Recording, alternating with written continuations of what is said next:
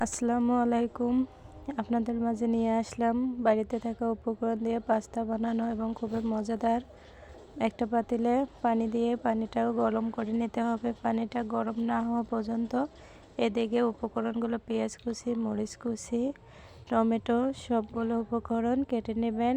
কেটে নেওয়া হয়ে গেলে পাস্তা ঢেলে দিয়ে সিদ্ধ হলে একটা চালের মধ্যে পানিটা ছেঁকে নিয়ে, যাতে পানি না থাকে পাস্তার মধ্যে, এভাবে পানিটা ছেঁকে নিতে হবে। একটা কড়াই গরম করে ওখানে তেল পরিমাণ মতন দিয়ে পেঁয়াজ, মরিচ কুচি এগুলো দিয়ে ভালো করে ভেজে নিতে হবে। ভালো করে ভেজে নেওয়া হলে লবণ পরিমাণ মতন দিতে হবে। এভাবে ভালো করে পেঁয়াজ মরিচটা ভালো করে লাল লাল করে ভেজে নেবেন।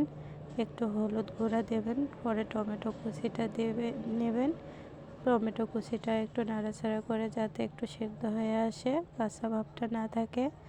এভাবে ডিম, আমি 2টা ডিম ব্যবহার করেছি, আপনারা চাইলে 3টা 4টা ইউজ করতে পারেন, যে যার পছন্দ মতো নিয়ে নিতে পারবেন।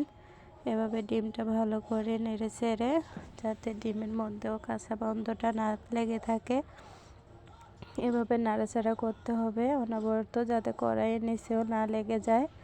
এভাবে নাড়াচাড়া করা যখন হয়ে যাবে, তখন আমাদের পানি ঝরে নেওয়া পাস্তাটা উপরে ঢেলে দেবেন। উপরে ঢেলে দিয়ে পাস্তাটা ভালো করে মিক্স করতে হবে ডিমের ভাঙার সঙ্গে। উপরে ওই যে পাস্তার লেগে থাকা মশলাটা উপরে দিয়ে নেবেন। টমেটো সস বাসায় দিবেন, আর বাসায় যদি না থাকে তো দেওয়ার কোনো প্রয়োজন নেই। এভাবে আপনারা বানিয়ে নিতে পারবেন।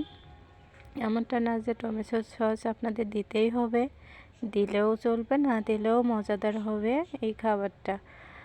আপনাদের মাঝে নিয়ে আসলাম খুব সহজে বাসায় কয়েকটা থাকা উপকরণ দিয়ে পাস্তা বানানোর রেসিপি। আপনাদের কেমন লাগে কমেন্টে করে আমাকে জানাবেন। আসসালামু আলাইকুম।